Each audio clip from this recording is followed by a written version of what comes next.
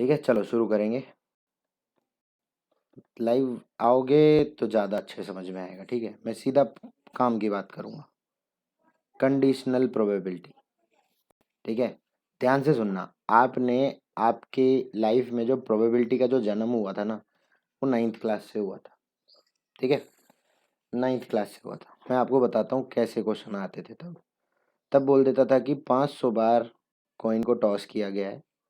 ठीक है, उसमें से 270 टाइम्स हेड्स आया है और 230 टाइम्स टेल्स आया है। ठीक है, सुनो ध्यान से। तो 270 हेड्स हैं और 230 टेल्स हैं। फिर आपको बोलता है कि प्रोबेबिलिटी ऑफ टेल्स निकालो, प्रोबेबिलिटी ऑफ हेड निकालो। ठीक है, फिर आप आगे बढ़े 10th क्लास में। यहाँ पर कॉइन, एक कॉइन का टॉस करते थे, एक डाइस रोल करते थे। डाइस समझते हो ना? डाइस समझते हो? एक डाइस को रोल करते थे। 11th क्लास में थोड़ा एडवांस हो गया। अब आप एक ही डाइस को 2 से 3 बार रोल कर रहे हो। तो फिर आपने एक नई चीज़ पढ़ी थी जिसे बोलते थे सैंपल स्पेस। ढेर सारा सैंपल स्पेस बनाते थे, है ना? तीन अ, तीन को 3 बार टॉस करते थे, 8 आउटकम आते थे। 2 बार करते थे, 4 आते थे, टॉस करते थे जब। तो ये आप सिर्फ सैंपल स्पेस पढ़ना शुरू किए। अब जो कंडीशनल प्रोबेबिलिटी है ना, ये कंडीशन, कंडीशन मतलब क्या होता है? आप बैंक के पास जाते हो, बैंक को बोलते हो भाई लोन दो। बैंक क्या बोलता है? एक कंडीशन पे दूंगा, कि या तो अपना ज़मीन का पेपर मेरे को दो, या कोई गोल्ड जो आपके पास है वो मेरे पास जमा कराओ। तो किसी कंडीशन पे दिया जाता है। कोई काम कर रहा है कंडीशन पे। यहाँ भी एक कंडीशन। यहाँ ये नहीं बोलेगा प्रोबेबिलिटी ऑफ टेल निकालो। यहाँ ये बोलेगा प्रोबेबिलिटी ऑफ टेल निकालो जब एक बार हेड आ चुका है। समझ में आया? ये एक आपको कंडीशन पे प्रोबेबिलिटी निकालनी है। ठीक है, तो इसको लिखने का एक तरीका होता है, वो भी मैं बता देता हूँ। और इतना घबराने की जरूरत नहीं है कि कंडीशन पे प्रोबेबिलिटी कैसे निकालते हैं, क्योंकि उसके लिए एक फॉर्मूला दिया हुआ है। और अगर थोड़ा सा पहली एक्सरसाइज में थोड़ा सा कूदेंगे तो आपको ना वो सब चीज़ें समझ में आएंगी, या फिर ये फॉर्मूले से रिलेटेड और इस क्वेश्चन से रिलेटेड, टॉपिक से रिलेटेड वो सारी चीज़ें समझ में आना शुरू हो जाएंगी जो कि अभी आपको नहीं आ रही हैं। ध्यान से सुनो। सिंपल जो ये बोल रहा है एक बार वही देख लेते हैं। Consider the experiment of tossing 3 fair coins. Okay, the sample space of the experiment is, sample space आपको बनाना आता है। आपको पता है कि टोटल 2 आउटकम पॉसिबल हैं और ये 3 बार करेंगे 2 to the power 3 8 आउटकम आएंगे। ठीक है, सैम्पल स्पेस जो है ये 8 बनेंगे। अब ये आप देख लो, एच एच एच एक लाइन से करोगे तो फिर आपको ढंग से समझ में आ जाएगा। इनकेस अगर किसी को नहीं समझ में आ रहा है ये क्या लिखा है, तो मैं बता दूं कि पहला हेड आया, दूसरा भी हेड आया, तीसरा भी हेड आया। इस केस में पहला हेड आया, दूसरा हेड आया, अगला टेल आया। इस तरह से काम किया हुआ है। ठीक है, ये बन गया सैम्पल स्पेस। अब ये कुछ इवेंट के बारे में बात करेगा। ठीक है, जैसे ई, ई एक इवेंट है। ठीक है, जैसे जैसे प्रोबेबिलिटी ऑफ, बोलते हैं ना कि गेटिंग हेड, तो प्रोबेबिलिटी ऑफ गेटिंग हेड एक इवेंट होता है।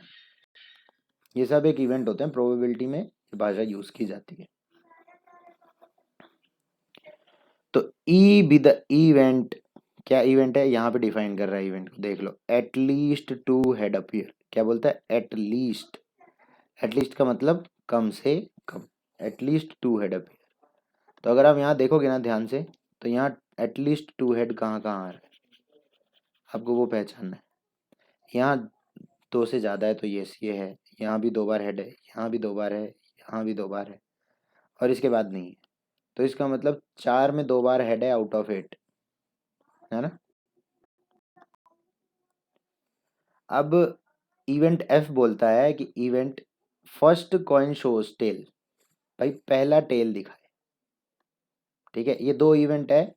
अब इसको देख के घबराने की जरूरत नहीं है। इवेंट एफ बोल रहा है कि पहला वाला टेल होना चाहिए। यहाँ पहला टेल नहीं है, यहाँ है पहला टेल 1, यहाँ है पहला टेल 2, यहाँ है पहला टेल 3, और ये भी पहला टेल है 4। तो ये भी कितने हो गए? 4 हैं आउट ऑफ 8। ठीक है, ई इवेंट का एफ से कोई लेना देना नहीं। ये एक अलग इवेंट है जिसके बारे में बात हो रही है, ये एक अलग इवेंट है। ठीक है, तो इसने देखो यहाँ ई पूरे जो सैंपल स्पेस में से एक क्या बोलते हैं, सैंपल पॉइंट बोलते हैं ना, एक एक उठा लिए, यहाँ से भी सैंपल पॉइंट एक एक उठा लिए, ठीक है। तो प्रोबेबिलिटी ऑफ ई हमने निकाल लिया है, 4/8 आया था, याद है आपको, 4/8। या ऐसे ना गिन के आप ऐसे गिन लो कि देखो एच एच एच, इसकी प्रोबेबिलिटी होती है 1/2, इसकी प्रोबेबिलिटी होती है 1/2 और इसकी प्रोबेबिलिटी होती है 1/2, तीनों को मल्टीप्लाई किया आ गया 1/8। तो ये 1/8 जो आए हैं ये वहीं से आए हैं, क्योंकि टेल की भी प्रोबेबिलिटी 1/2 ही होती है, इसलिए सारे आंसर आपको 1/2 ही दिख रहे हैं। और 4 बार 1/2 को ऐड करोगे तो 1/8 को ऐड करोगे तो 1/2 आता है, ठीक है। अब क्या करना है, ध्यान से देखो, ये 4/8 आया था तो इससे भी आंसर 1/2 ही आ रहा था, यहाँ भी आंसर 1/2 है। ये क्या है, पी ऑफ एफ और पी ऑफ ई, समझ रहे हो। अब ये बोलता है कि आपने देखो सेट्स पढ़ा है ना 11th क्लास में, याद है, चल जाएगा ना काम, चलने जितना आना चाहिए कम से कम। तो ई इंटरसेक्शन एफ का मतलब होता है वो चीजें जो ई में भी हैं और एफ में भी है, कॉमन चीज, ट्रिपल एच नहीं है, शायद ये टी एच है चाहिए, देखो यहाँ लिख रखा है इसने, कहाँ है ये रहा यहाँ पर और ये रहा यहाँ पर। तो यही एक कॉमन चीज है, यही एक कॉमन चीज है, इकलौती चीज। तो अगर मैं probability of E intersection F बोलूं तो ये तो 1/8 ही होने वाला है, 1/8 होगा। बस इसने यहाँ तक निकाल के छोड़ दिया है। अब आगे क्या बोलता है वो मैं अब आपको बता देता हूँ, ठीक है। कंडीशन, देखो ये बोलता है कंडीशनल प्रोबेबिलिटी, ठीक है। कंडीशनल प्रोबेबिलिटी क्या होती है, E/F, प्रोबेबिलिटी ऑफ E, ऐसे मत लिखना, ठीक है, ऐसे मत लिखना, प्रोबेबिलिटी ऑफ E/F ऐसे लिखा जाता है। इसका मतलब क्या आता है, ध्यान से सुनना, इसका मतलब क्या होता है, यहाँ सुनो ध्यान से, प्रोबेबिलिटी ऑफ A/B, इसका मतलब ये होता है कि भाई प्रोबेबिलिटी ऑफ ए क्या है, जब प्रोबेबिलिटी ऑफ बी या फिर जो इवेंट बी है, इवेंट बी है ये हो चुका है। ये बात समझ में आई कि नहीं, ये जो लिखा है, ये जो बोलो,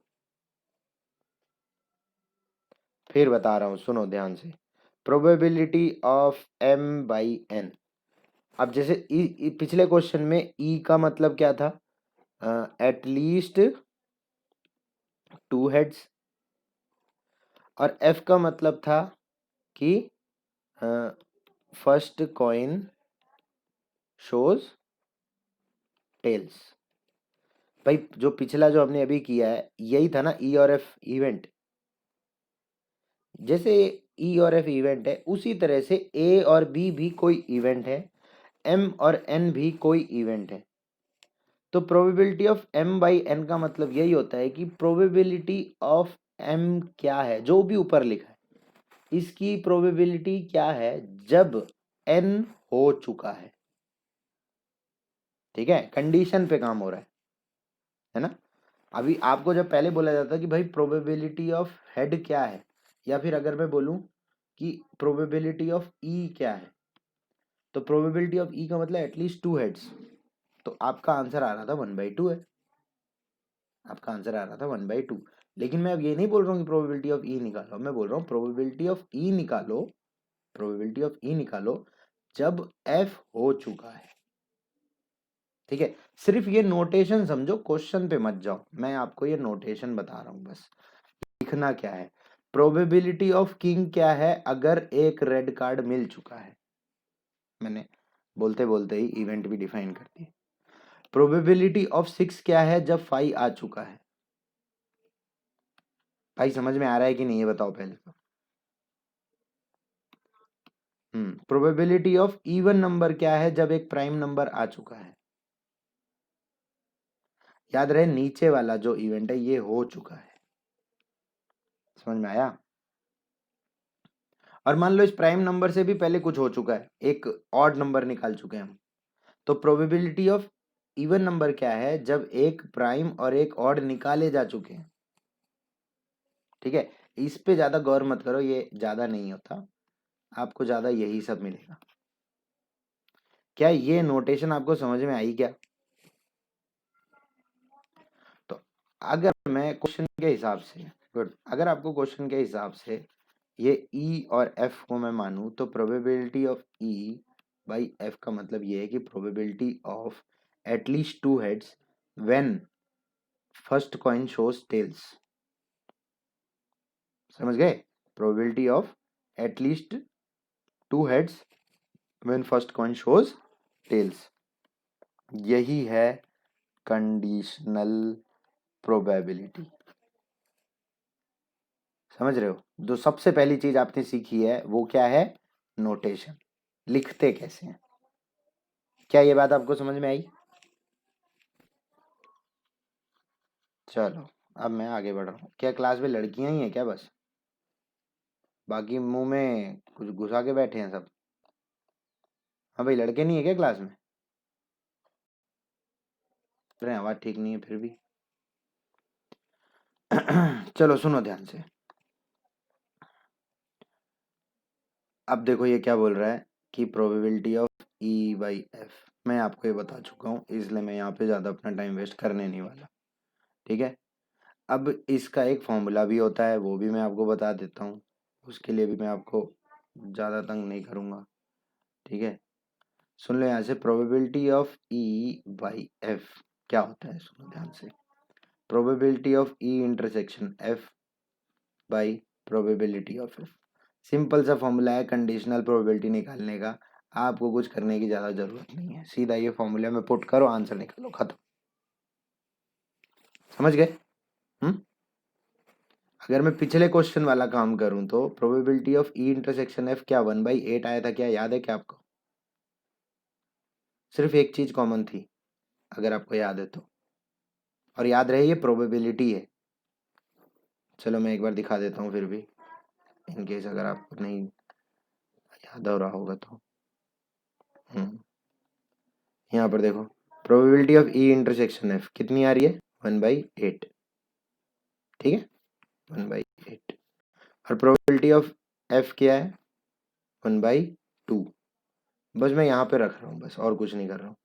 इसकी प्रोबेबिलिटी क्या है? 1/8 बाई इसकी प्रोबेबिलिटी क्या है? P of F 1/2। क्या ये 1/4 आ रहा है? तो बस यही है आंसर। किसका answer? Probability of E when F has already occurred. उसी तरह से P of F by E का फॉर्मूला जो होगा ये भी यही होगा। क्या हो गया इसको? एक मिनट,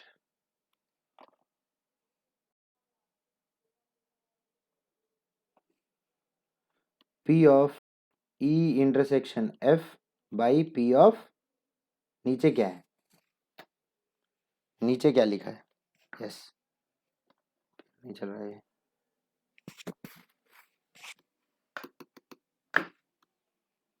तो पी ऑफ ई, ठीक है, पी ऑफ ई नीचे आएगा, और शायद फिर से आंसर 1/4 ही आएगा। तो बस यही है फॉर्मूला, ये है फॉर्मूला, और तरीका मैंने आपको बता दिया, ये लिखने का मतलब होता क्या है। बस अगर आपको इतना समझ में आ गया ना, तो आपको थोड़ा सा दिमाग लगा के पहली एक्सरसाइज समझ में आ गई है। समझ गए?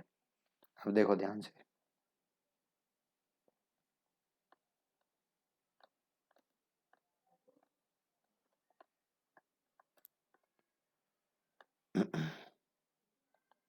यहाँ देखो, P of E by F, तो यहाँ एक्चुअली पी लगाना था, यहाँ पर आएगा देखो, P of E intersection F by P of F. याद रहे, जो पहले हो चुका है, एफ हो चुका है ना, वही नीचे आएगा, क्योंकि कायदे से देखा जाए तो यहाँ एफ नीचे है, तो यहाँ भी एफ नीचे ही आएगा, प्रोबेबिलिटी ऑफ एफ नीचे होगी। ठीक है, चलो ये सब सिंपल सी प्रोबेबिलिटी है। क्या है देखो, प्रोबेबिलिटी ऑफ एस, एस क्या है? Sample space. एस क्या है? Sample space. जरा आप ही बताओ, probability of S intersection F क्या होती है? भाई सैंपल स्पेस में वो सारी चीज़ें होंगी जो एफ में आएंगी, तो क्या ये प्रोबेबिलिटी ऑफ एफ नहीं हो जाएगा सीधा सीधा? है ना? तो बस ये वही है, कुछ ज़्यादा कुछ नहीं है इसमें। ये टोटली आपका क्या बोलते हैं सेट्स वाला है, ये भी आप देख लो। Probability of A union B by F, भैया ये ए यूनियन बी का फॉर्मूला है, A plus B minus A intersection B, समझ गए? बस वही चीज़ है, नीचे एफ लगा रखा है और कुछ नहीं,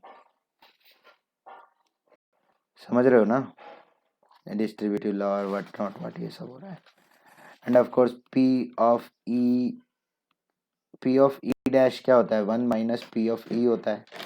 अब किया कुछ नहीं है इसने, बाई एफ सब में लगा लिया, बस इसने बाई एफ सब में लगा रखा है यहाँ पर, समझ गए?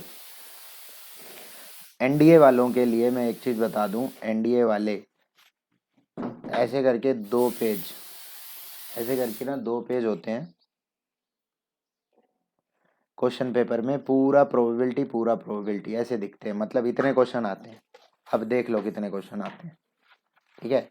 और एक क्वेश्चन ये आता है ऐसा, जो मैंने अभी भी फॉर्मूला बताया ना, इस पे एक क्वेश्चन 100% होता है। ये बोलता है पी ऑफ ए की प्रोबेबिलिटी 7/13 है, प्रोबेबिलिटी ऑफ बी है 9/13, और probability of A intersection B इतना दे रखा है, तो ए बाई बी निकालो। तो भाई P of A by B क्या P of A intersection B by P of B होता है क्या, है ना? अब P of A intersection B ये रहा और ये रहा, चुपचाप 4/9 आंसर निकाल लो, बस बात खत्म, कुछ ज्यादा करने की जरूरत ही नहीं है ना? ये क्वेश्चन है, ये क्वेश्चन ठीक है, ये क्वेश्चन अच्छा है। अगर आपके पास बुक है सामने, अगर आपके सामने बुक है तो प्लीज बंद कर दो, प्लीज। अगर सीखना है तो मैं आपको इतना सिखा दूंगा कि आपके एग्जाम में आप क्वेश्चन कर पाओगे बिना ज्यादा अपने बाकी चीजें पढ़े, ठीक है? लेकिन उसके लिए आपको मेरी बातें माननी पड़ेंगी। आपके पास टेक्स्ट बुक है, बंद करो, मैं आपको कुछ काम दे रहा हूँ, आप उसको करो। गलत करोगे तो जल्दी सीखोगे, गलत होगा तो सीखोगे, याद रखना। A family has 2 children, what is the probability that both the children are boys given that at least one of them is a boy? यहाँ पर एक चीज की प्रोबेबिलिटी पूछ रहा है और एक चीज हो चुकी है, कंडीशन दे रहा है। देखना फिर से मैं पढ़ रहा हूँ क्वेश्चन, ध्यान से सुनना, मैं नीचे नहीं कर रहा हूँ, मैं आपको सॉल्यूशन दिखाने के बिल्कुल मूड में नहीं हूँ, क्योंकि मैं आपको ये चीज अच्छे से सिखाना चाहता हूँ। ये बोलता है what is the probability that both the children are boys, probability of both the children are boys, condition क्या है, गिवन दैट क्या हो चुका है, at least one of them is a boy, at least one of them is a boy, at least one of them is a boy, ये हो गई।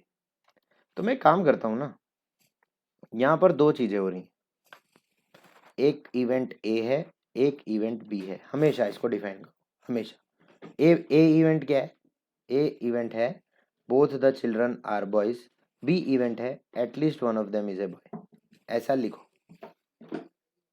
ऐसा लिखा। ए इवेंट है बोथ आर बॉयज, यहाँ करते हैं।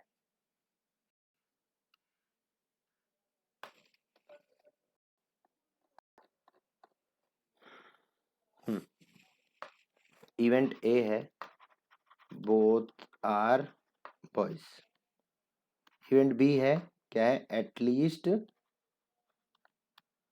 One of them is boy, ठीक है?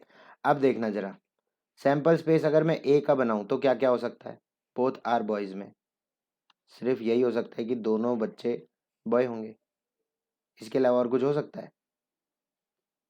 हम्म, नहीं हो सकता ना।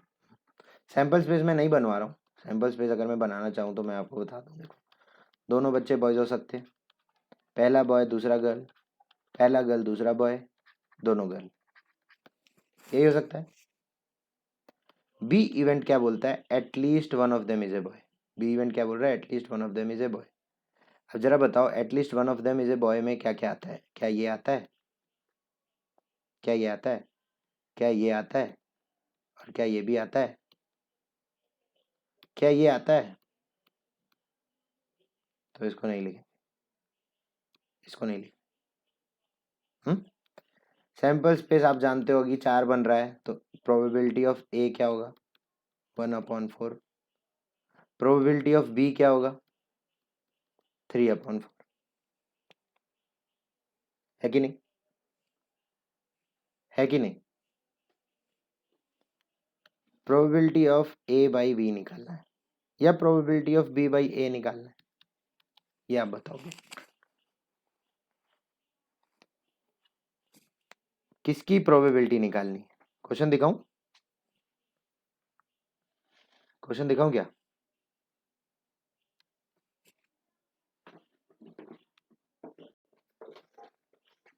Probability that both the children are boys, यहाँ खुद ही बोल रहा है व्हाट इज द प्रोबेबिलिटी, इसी की प्रोबेबिलिटी निकालनी। तो ये जो भी इवेंट है ये ऊपर आएगा, ये इवेंट ए है ये ऊपर आएगा, क्या हो चुका है वो नीचे होता है, क्या हो चुका है बी हो चुका है वो नीचे आएगा। तो हमें क्या निकालना है? Probability of A by B. अच्छा, probability of A by B में probability of A intersection B होता है बाई पी ऑफ बी होता है। क्या हमने ए इंटरसेक्शन बी निकाल लिया? नहीं निकाला। चाहे P of A by B निकालना होता या P of B by A निकालना होता, अपने को ये तो चाहिए ही चाहिए होता, तो ये तो पहले ही निकाल लो। Probability of A intersection B क्या कॉमन है?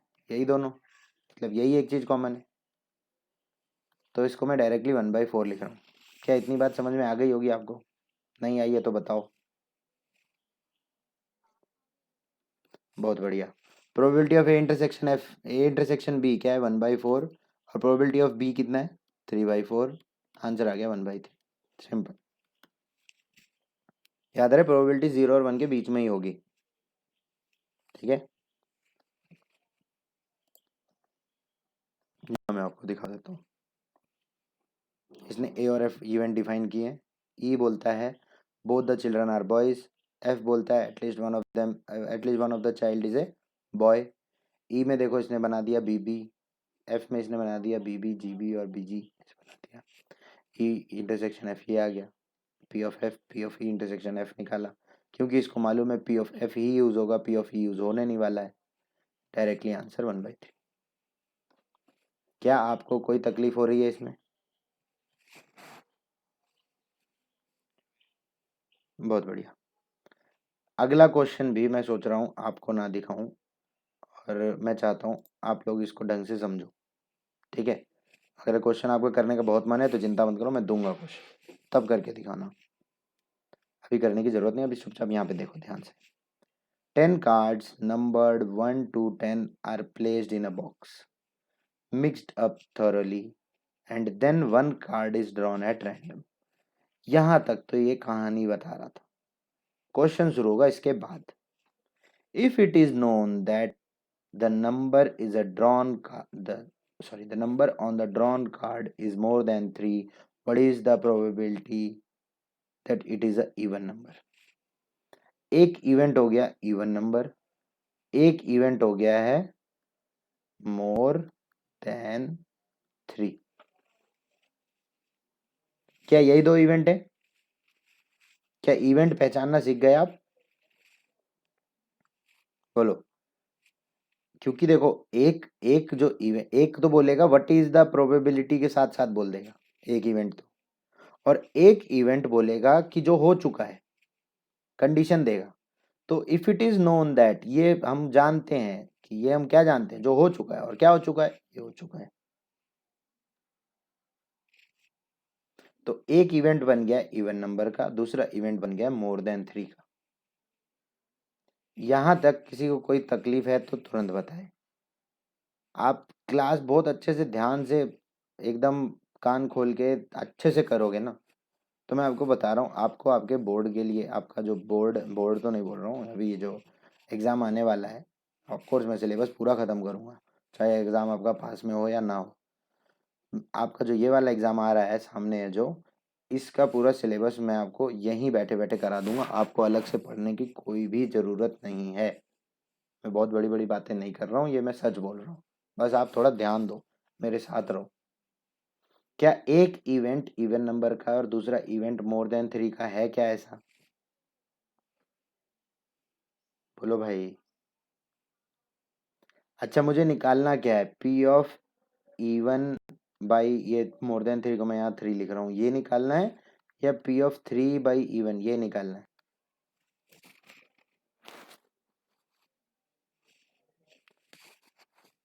तो नीचे क्या होता है, जो हो चुका होता है, नीचे क्या होता है, तो क्या हो चुका है, क्या आपको पता है पहले से?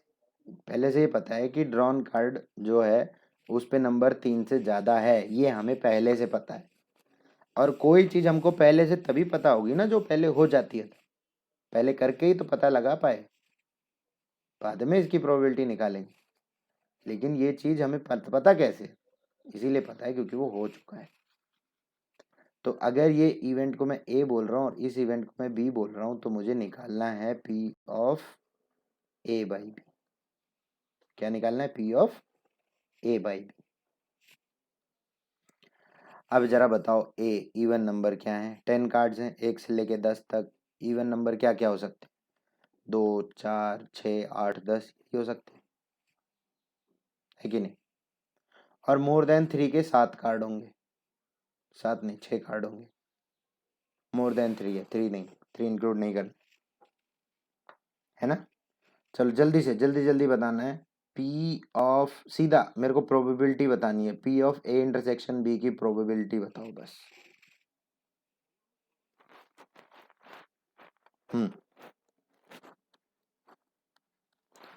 4, 5, 6, 7, 8, 9, 10, 7 कार्ड होंगे।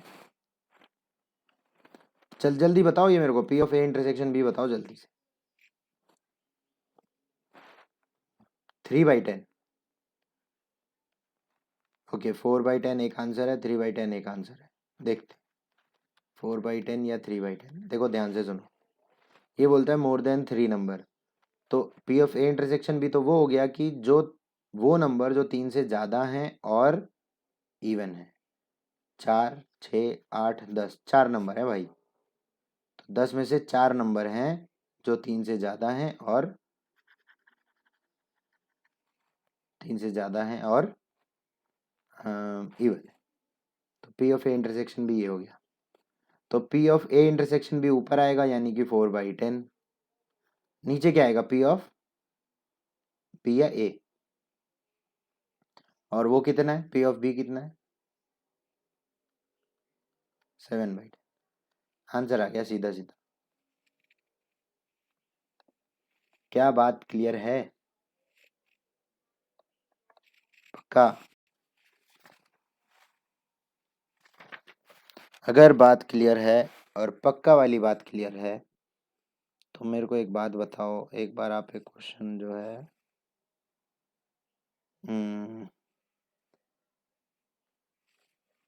7th क्वेश्चन, टेक्स्ट बुक का 7th क्वेश्चन यहाँ भी मैं निकाल देता हूँ। फर्स्ट एक्सरसाइज का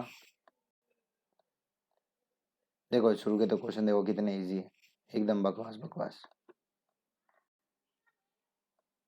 ये करो, चलो ये वाला जल्दी से करो, अभी के अभी अपनी कॉपी पेन लेके बैठो, जल्दी से करो और मेरे को आंसर तुरंत बताओ।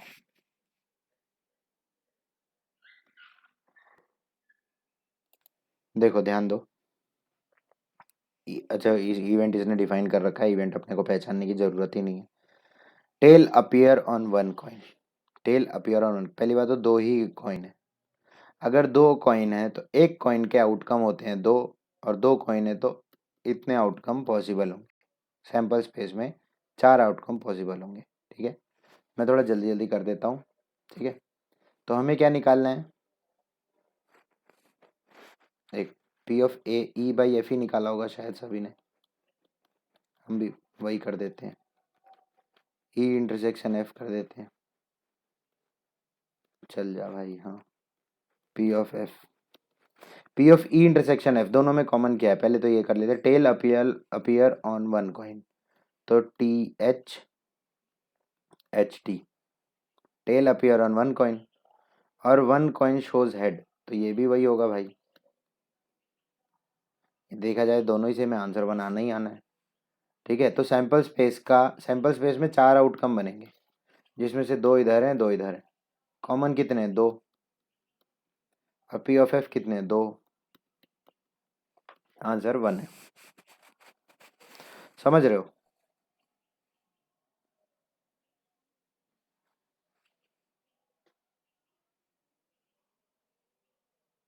हाँ ऑफ कोर्स वो भी आएगा ना, दोनों में आएगा। नहीं लेकिन प्रॉब्लम ये वन कॉइन बोल रहा है ना, एटलीस्ट वन नहीं बोल रहा है। एटलीस्ट मत वो उसमें मत उलझो, ठीक है? लोग जनरली एटलीस्ट में उलझते हैं, तुम इसमें मत उलझो ना। अ, एक मिनट, ये सब में क्या निकालना है, यहाँ कहीं लिखा नहीं है क्या?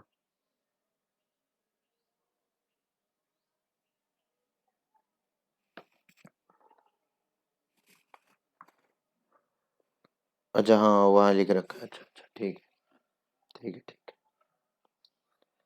बहुत ठीक है। अब जरा एक काम करो आप लोग, a black and red dice are rolled, find the conditional probability of getting sum greater than 9। A black and red मतलब 236 आएगा। ये लंबा कर लोगे आप लोग, ये मत करना। 12th का सेकंड, 12th का सेकंड, अभी के अभी।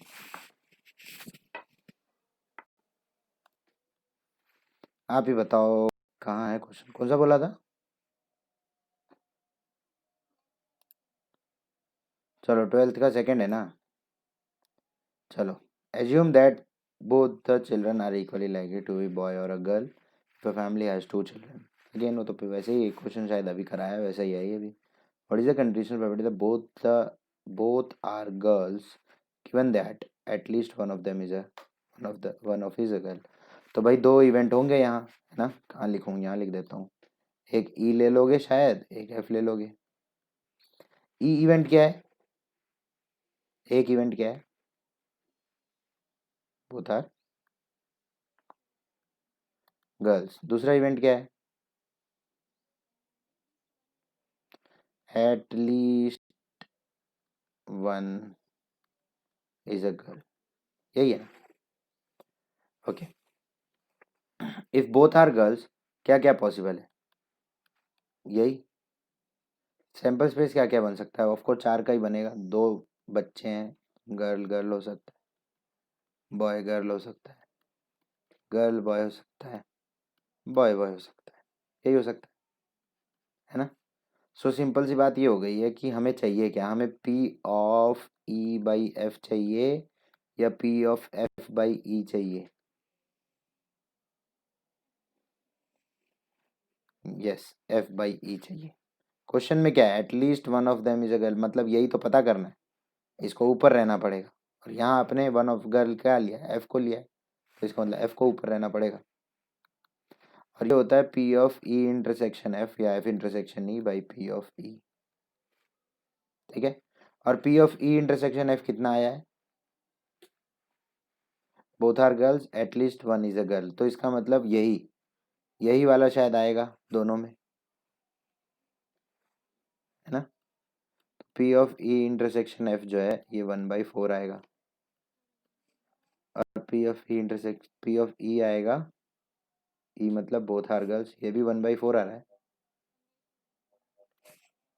आंसर बना रहा है क्या?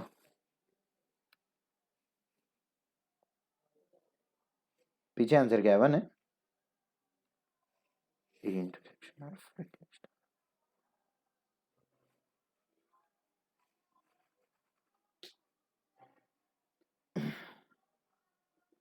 ओह सॉरी सॉरी, हाँ ये कंडीशन दी है, मुझे लगा ये क्वेश्चन है, पढ़ा ही नहीं ढंग से।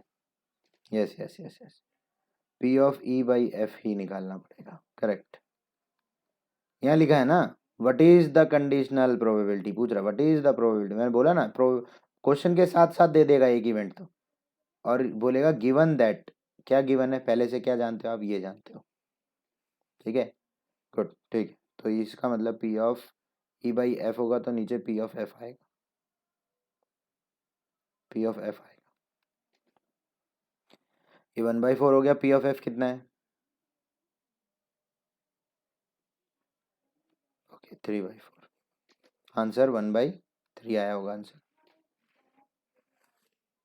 1/3। देखो यही यही अच्छी चीज़ है कि आप लोगों को जो है समझ में आने लग गया है, एक बार समझ में आ जाए तो फिर तो प्रॉब्लम ही खत्म।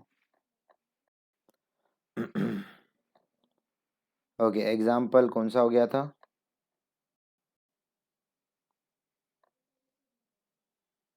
3 यस, ये हो गया था। 4 पे आ गए हम। ठीक है, एग्जाम्पल 4 बोल रहा है in a school there are 1000 students. आप मत देखना solution. In a school there are 1000 students out of which 430 are girls.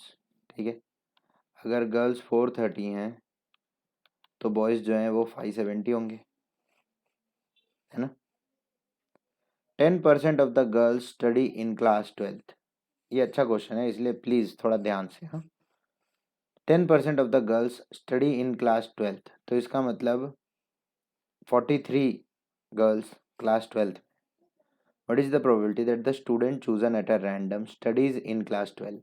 देखा, इसी के साथ साथ एक इवेंट दे देगा। What is the probability that the student chosen at random studies in class 12। ये बन गया आपका, ये होगा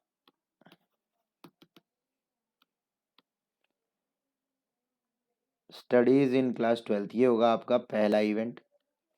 गिवन दैट, ये पता है आपको, chosen student is a girl. आपको 2 इवेंट चाहिए थे, 2 इवेंट आपको मिल गए।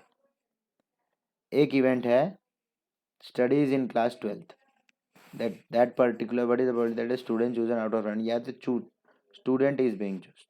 तो यहाँ पर एक चीज आपको ये ध्यान रखनी है कि गर्ल्स ही अकेली नहीं। ठीक है, तो यस, 2 इवेंट आ गए हमारे पास, ई और एफ का। ई इवेंट है, ये यहाँ लिख रहा हूँ ई और यहाँ लिख दे रहा हूँ एफ। ई इवेंट है that that particular student studies in class 12th। ठीक है, और अगला क्या है? हाँ, अगला इवेंट एफ है that the chosen student is a girl. ठीक है, तो पहली बात तो एफ हो गया कि that particular student is a girl, ये हो गया। और particular student is from class 12th, ये हो गया। ओके, तो what is the P of F क्या होगा? पी ऑफ एफ बोल रहा हूँ, सॉरी, एफ क्या होगा? अब देखो, आप लोग अपना समय पता है कहाँ बर्बाद करने वाले हो, पी ऑफ ई में और पी ऑफ एफ में। ठीक है, पी ऑफ एफ आपको क्या जानते हो कि that student is a girl. P of F क्या है? Student is a girl. और अगर वो स्टूडेंट एक गर्ल है, अगर वो स्टूडेंट एक गर्ल है, तो what is the probability of selecting a girl? क्या होगा? 430/1000, यही होने वाला है। ये बताओ पहले, ये क्लियर है कि नहीं? हम्म, अब आप में से कुछ लोग है ना पी ऑफ ई में परेशान होने वाले हो, क्योंकि याद रहे ये जो 10% है ना, ये बोल रहा है 10% of the girls study in class 12th। सिर्फ गर्ल्स बोल रहा है, बॉयज नहीं बोला। या फिर 10% of the whole strength of the school study in class 12th, ऐसा भी नहीं लिखा है कहीं। तो आप पी ऑफ ई निकालने में समय लगा दोगे, और पी ऑफ ई क्या है? That the student is from class 12th। अब आपको पता ही नहीं है 12th क्लास में कितने स्टूडेंट हैं। आपको ये पता ही नहीं है कि 1000 में से 12th क्लास में कितने स्टूडेंट हैं, तो आप पी ऑफ ई निकाल ही नहीं पाओगे। और पी ऑफ ई निकालना ही नहीं है एक्चुअल में, क्योंकि हमें निकालना क्या है? P of E by F निकालना है। क्या निकालना क्या है? P of E by F या P of F by E? क्या वो समझ में नहीं आ रहा क्या? क्या समझ में नहीं आ रहा क्या? बताओ, नहीं समझ में आया तो कहाँ से नहीं आया बताओ। बोलो यार, जल्दी बोलो, टाइम नहीं है। समझ में आ रहा है ना? नहीं, बाकी लोग की आवाज़ ही नहीं आ रही, क्या कर रहे हैं बाकी लोग? अपूर्वा बोलती क्यों नहीं है? हाँ, खाना पीना खा रही है क्या? तो फिर बोलती क्यों नहीं है? समझ में आया कि नहीं ये जो बता रहा हूँ? क्योंकि कुछ बोल नहीं रहा कोई, कुछ अटेंड, कोई रेस्पॉन्स ही नहीं आ रहा है, तो इसका मतलब नहीं समझ में आ रहा है किसी को। नहीं समझ में आ रहा है तो मैं फिर से शुरू से बताऊँ? बोलो, शुरू से बताऊँ?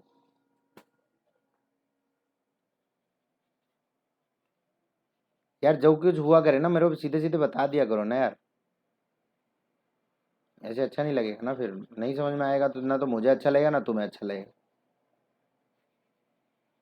फिर मैं क्यों इतना इंटरेस्ट लूँ, मैं क्यों ये सोचूं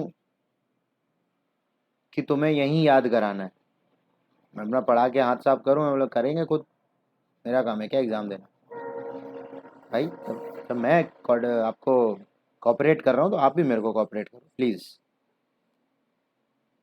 क्वेश्चन पहले तो पढ़ लो, जिसने क्वेश्चन नहीं पढ़ा क्वेश्चन एक बार खुद पढ़ो और समझो। क्वेश्चन पढ़ो चलो। मेरी 4 बजे क्लास है, मैं उनको 15 मिनट और आगे बोल देता हूँ। पढ़ लिया क्वेश्चन? पढ़ लो तो बताओ मेरे को।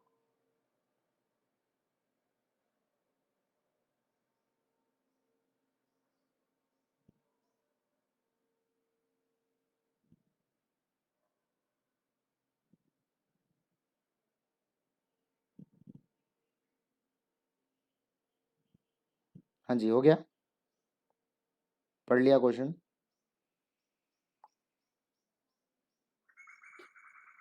मैंने क्लास में पहले ही बोला था मुझे रिस्पॉन्स चाहिए। नहीं बोलोगे तो यार मैं वीडियो अपलोड कर दूंगा, मैं मेरा कुछ नहीं जाएगा, मैं बता रहा हूँ।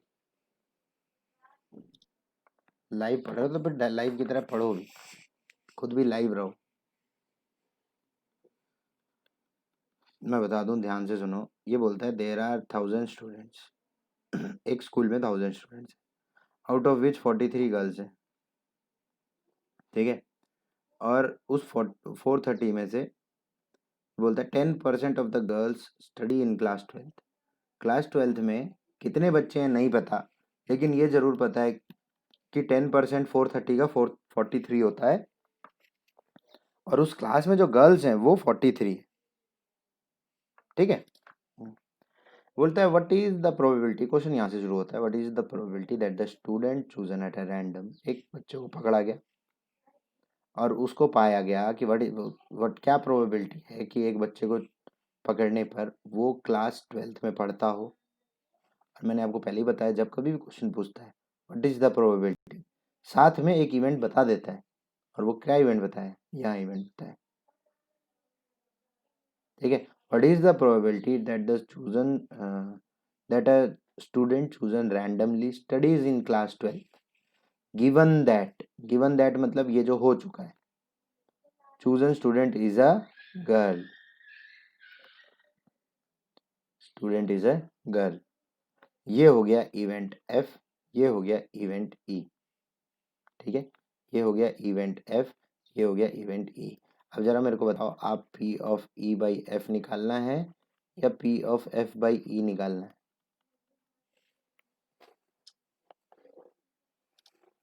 यस, यही तो पता करना है। ये पता करना है, इसका मतलब ये ऊपर रहेगा ई बाई एफ। ये गिवन दैट है, ये अपने को पता है पहले से, एफ वाला ये नीचे आएगा, एफ बाई ई। तो अगर मेरे को P of E by F निकालना है तो क्या ये P of E intersection F by P of F होता है क्या? यही होता है ना। अब आप में से कुछ लोग पी ऑफ ई निकालने में अपना समय बर्बाद कर देंगे, जो कि निकलने भी नहीं वाला। पी ऑफ ई आप नहीं निकाल पाओगे। पी ऑफ ई है क्या? पी ऑफ ई है स्टूडेंट्स इन क्लास 12। तो probability of a student, probability of, अब इसको कैसे पढ़ेंगे देखो, student from class 12।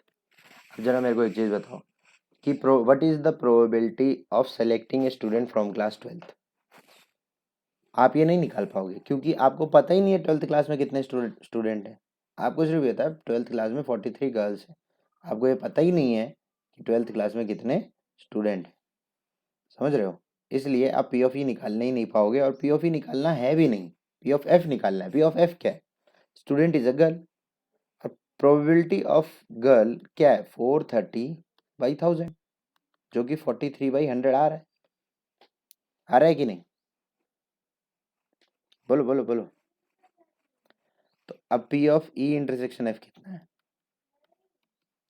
P of E intersection F कितना है? क्लास 12 में कितनी गर्ल्स हैं, यही है ना। ई intersection F, P of E intersection F क्या है?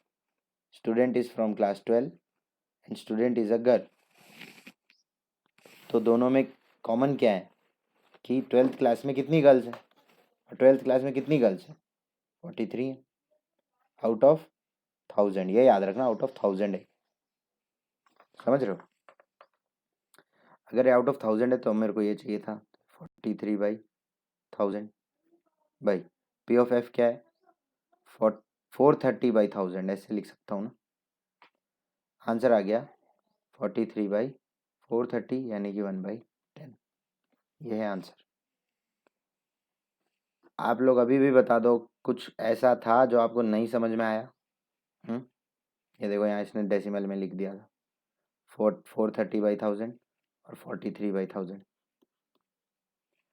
जल्दी बोलो भाई, समझ में आया या नहीं समझ में आया।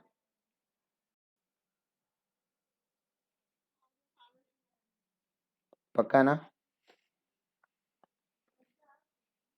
Die is thrown 3 times. Throw नहीं होता, रोल होता है ये, ठीक है। A die is rolled 3 times. Event A and B are defined as below। बहुत अच्छा हमको दे रखा है। ए जो है ये बोलता है 4 on 3rd थ्रो।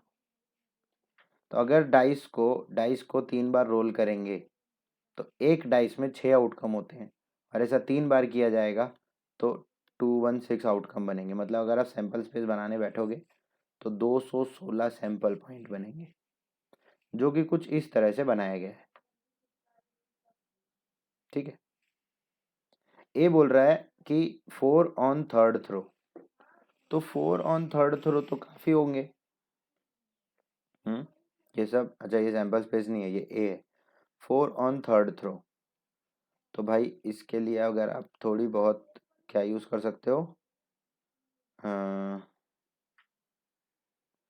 हमें हमें इसको निकालना ही नहीं है ना। पहले देख लेते हैं पी ऑफ ए की ज़रूरत पड़ेगी कि नहीं पड़ेगी, नहीं तो काय को अपना सर पीटना इसमें। पी और बी क्या है, 6 on 1st and 5 on 2nd। ये निकालना आसान है, 6 on 1st और 5 on 2nd। अब यहाँ पर नंबर बदलते रहो, 1 से लेके 6 तक कोई भी आ सकता है। तो इसका मतलब ये तो 6 चीज़ें, ये तो 6 आएंगे। ये देखो, ये तो 6 आ गए।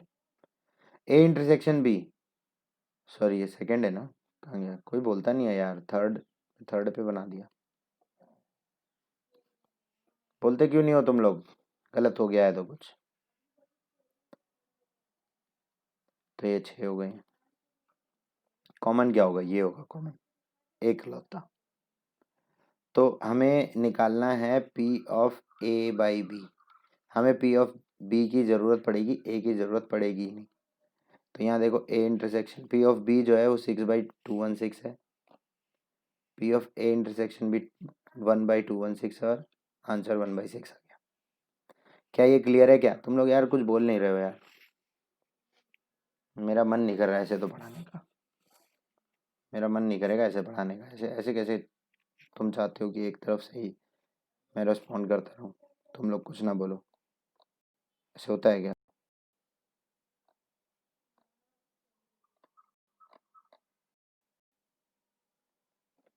चलो ठीक है। A die is thrown twice and the sum on the number appearing is observed to be 6। ठीक है, तो जो सम आ रहा है वो 6 आया है। What is the conditional probability. अब देखो इसने बातों बातों में ना एक इवेंट दे दिया है।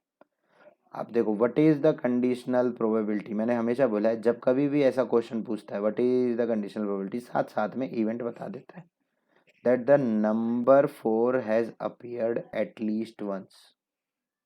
एक इवेंट तो ये रहा, that the number 4 has appeared at least once. तो यही पूछ रहा है, यही पूछ रहा है। और एक चीज हो चुकी है, जो एक चीज जानते हो, वो क्या जानते हो, that some of the numbers appearing is observed to be 6। तो ए इवेंट है कि 4 has appeared at least once, 4 at least once बार आ रहा है। और बी है कि सम जो है वो 6 आ रहा है। निकालना भी P of A by B है, P of A intersection B by P of B, P of B और P of A intersection B के बारे में अब बात करते हैं। ठीक है, ई क्या है? ई है number has appeared at least once. यहाँ सब में आप देखोगे उन सब में से उसने छाटा है। डाई को कितने 2 बार रोल किया है, तो डाई के एक डाई के आउटकम होते हैं 6, और ऐसे 2 होंगे तो 36 आउटकम बनेंगे सैंपल स्पेस में। सैंपल स्पेस में 36 आउटकम में से ये ढूंढ ढूंढ के किया है इसने। ई को ई इवेंट जो कि एटलीस्ट 4 जो है एटलीस्ट एक बार आए, वो यहाँ लिख दिया। यहाँ पर आपको 2 बार 4 भी दिखाई देगा, लेकिन क्योंकि एटलीस्ट बोल रहा है इसलिए हम वो भी कंसीडर करेंगे। और बी जो है सम 6 आएगा। सम 6 इनका ही सम करने पे 6 आता है, इनके अलावा और कुछ नहीं। समझ रहे हो? तो P of E intersection F क्या होगा? वो जो यहाँ भी आ रहा है और यहाँ भी आ रहा है, वो एक लौता नंबर यही है। नहीं, 2 होंगे, यही 2 होंगे। क्यों? तो ये 2/36 हो जाएगी इसकी प्रोबेबिलिटी। और क्या निकालना है? पी ऑफ बी चाहिए हमको। पी ऑफ बी क्या होगा? 1 2 3 4 5 5/36। सिंपली यहाँ पुट करोगे 2/5 आपका आंसर आ जाएगा।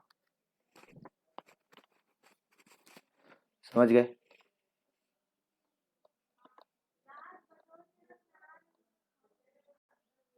ऐसा क्वेश्चन एक्सरसाइज में भी है, तो मैं आपको पहले ये बता देता हूँ, फिर एक्सरसाइज वाला आप करना। ठीक है, ये जल्दी समझ में कम आता है लोगों को। Consider the experiment of tossing a coin.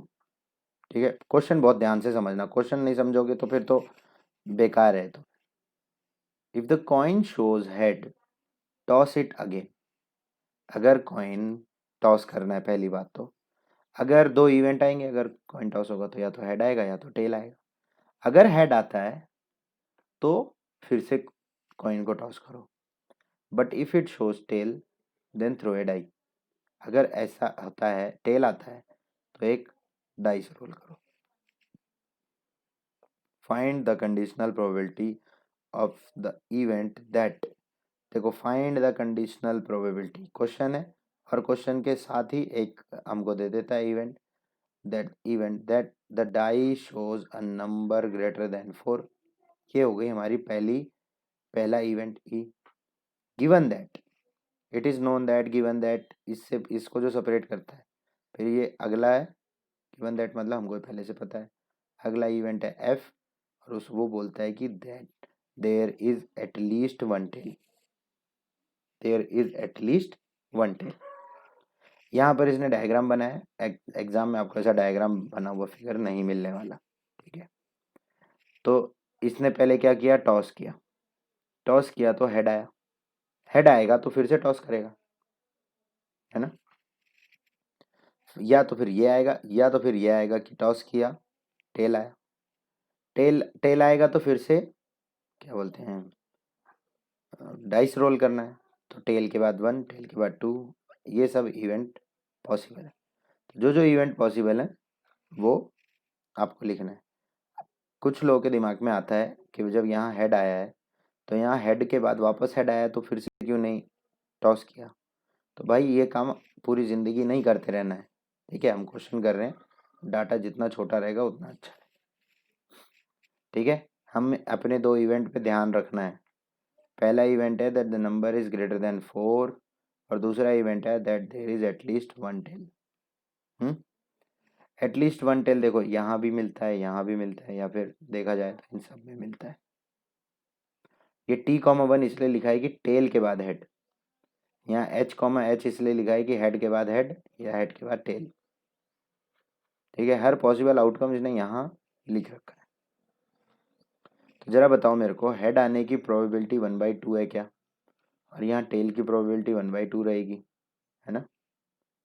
इस चीज को होने की क्या, कौन सा, ये वाली चीज को होने की प्रोबेबिलिटी क्या है? पहले 1/2 और फिर से 1/2, 1/4 हो गया। यहाँ भी सेम 1/2 इंटू 1/2, ये भी 1/4 हो गया। अब इसकी बात करूँ तो टेल आने की प्रोबेबिलिटी 1/2 और 1 आने की प्रोबेबिलिटी आउट ऑफ 6 इज 1/6। तो ये 1/12 हो गया। तो ध्यान रखना इन सब का 1/12 ही आएगा, इन सब का, है ना।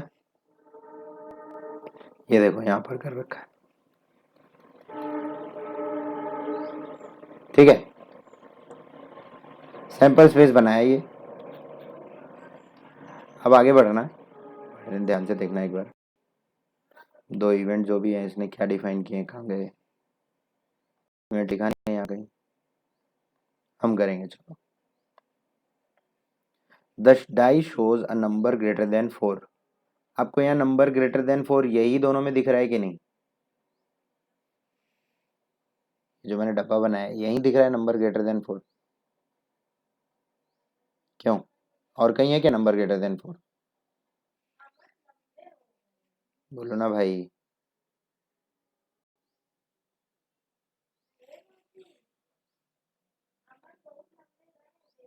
और दूसरा है there is at least one tail. तो अगर एक डब्बा और बनाना पड़े तो मैं ये बोल रहा हूँ कि इस डब्बे को छोड़कर एटलीस्ट वन टेल हर जगह, है ना। ओके करना कैसे वो ध्यान दो। क्वेश्चन अच्छा है, काफी अच्छा question. F be the event that there is at least one tail. E be the event that the die shows number greater than 4. At least one tail में एच एच नहीं है, बाकी सब होगा, देखना T1 T2 T3 T4 T5 T6 सब है ना। अच्छा इनकी प्रोबेबिलिटी कितनी होगी वो जरूर ध्यान रखना। इन सब की तो प्रोबेबिलिटी होगी 1/12, और ऐसे कितने नंबर हैं ये टोटल 6, तो 6 इंटू 1/12 प्लस इसकी प्रोबेबिलिटी 1/4 आई थी अगर याद है तो ये क्या हो गया 1/2 प्लस 1/4, 1/75, 3/4 आएगा, आधा और 25, 3/4 आ गया ये। और अगला क्या था, E be the event that the die shows number greater than 4। Number greater than 4 यही है, और इसकी प्रोबेबिलिटी 1/12, इसकी 1/12, 1/12 दो बार 1/6 होता है। तो पी ऑफ ई, और ऊपर से ना हम एक गंदी आदत बार बार पढ़ रही है कि पी ऑफ एफ और पी ऑफ ई दोनों निकाल रहे हैं। पी ऑफ एफ और पी ऑफ ई दोनों की जरूरत नहीं पड़ती है कि नहीं।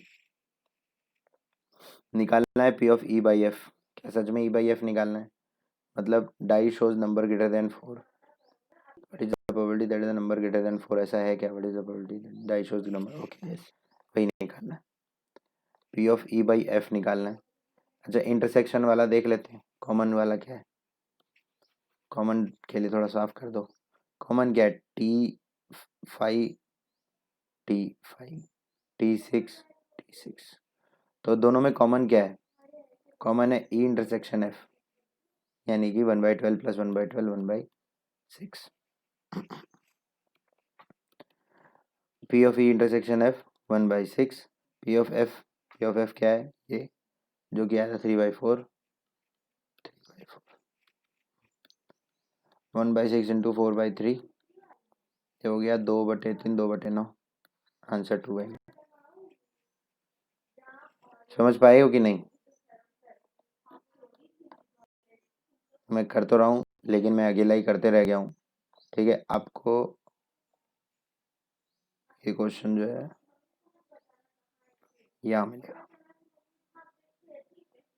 ठीक है। तो ये क्वेश्चन आप खुद करना, और ये क्वेश्चन ही नहीं पूरी की पूरी एक्सरसाइज आपको खुद करनी है, और आपको इसमें ज़्यादा समय नहीं लगने वाला। एक बार एक्सरसाइज कर लो बस खत्म, ये एक्सरसाइज का काम तमाम, ठीक है। शुरू के क्वेश्चन हो सकता है अगर आप देख के कर सकते हो तो देख के कर लें, ज़्यादा कुछ है नहीं, ठीक है। असली क्वेश्चन शुरू होते हैं यहाँ से, और मैं तो बोलूँगा कि आप यहीं से करो, 6 से, 6th के बाद से करना, 6th के बाद से पूरा करेंगे कि नहीं। तो कल की क्लास से पहले कर लेना, कल की क्लास कब लें तो ठीक है, सुबह लें क्या?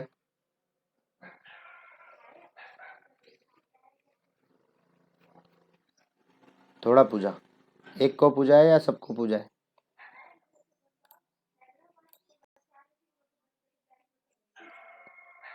ओके, संडे को भी स्कूल में क्या?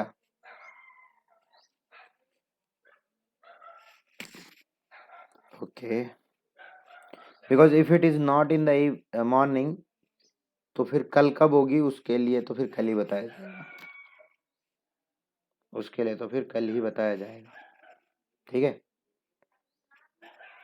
ओके चलो फिर अब आज की क्लास यहीं तक करेंगे। पहली एक्सरसाइज हो गई है, पहली एक्सरसाइज ढंग से कर लेना।